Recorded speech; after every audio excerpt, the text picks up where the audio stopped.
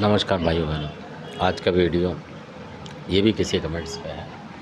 तो उन्होंने भैरव महाराज के बारे में पूछा था कि काल भैरव बाबा जो हैं उनकी करनी चाहिए कि जो बच्चे की तरह दिखते हैं उन भैरव की करना, इस तरीके से पूछ देते हैं। तो हो सकता है कि उनको उनके बारे में ज़्यादा पता ना हो, नॉलेज ना हो। तो क्योंकि कमेंट्स किया है तो उसका जवाब देना ज़रूरी होता है। तो मैं बारी बारी से बताऊँगा और ध्यान से सुने तो जो कि ज़रूरी है।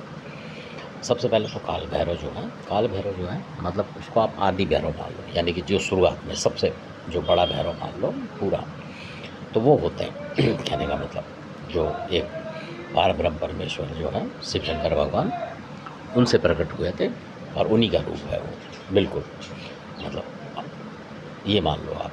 इसलिए तो वो जो काल भैरव का रूप उन्होंने लिया है वो कभी और बताऊंगा। काल भैरव जो है वो इस तरीके के एक तंत्र के देवता माने जाते हैं। और अगर आपके घर में नेगेटिव शक्ति वगैरह परेशान करती है तो आप शनिवार को या जब भी इतवार के दिन आपका लगे तो मंदिर में जाएं और वहाँ जाके बहुत सारे लोग अ, कुछ भी अपने ऊपर से पैसे वैसे उतार के भी रखते हैं, कोई कुछ करता है इस तरीके से नींबू वगैरह। तो वो जो समस्या होती है आपकी कम हो जाती है, अगर आप तांत्रिक नहीं है, पूजा पाठ वाले नहीं है, ये तब की बात है।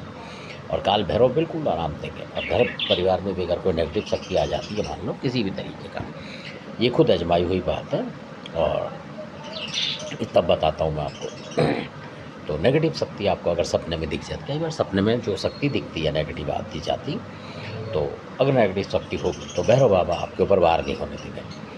चाहे किसी भी तरीके का वो आए, कितना भी, यानी कि अगर वो कई जगह ऐसा भी शक्ति देखेंगे जो किसी को भी पागल कर रखा था उसने, इस तरीके की शक्ति जो कि उनके घर में आई और वो जानते थे जिसको साथ थी।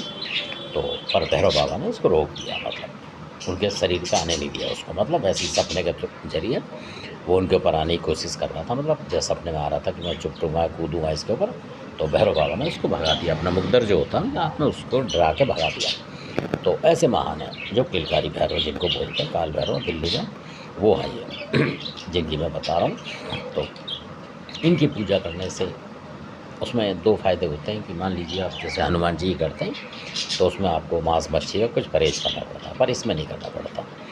तो इसमें आप शराब पानी कुछ भी चढ़ा सकते हैं। तो आशा करता हूँ आपको समझ में आई होगी। अच्छा लगे सब्सक्राइब शेयर करें, लाइक करें। धन्यवाद।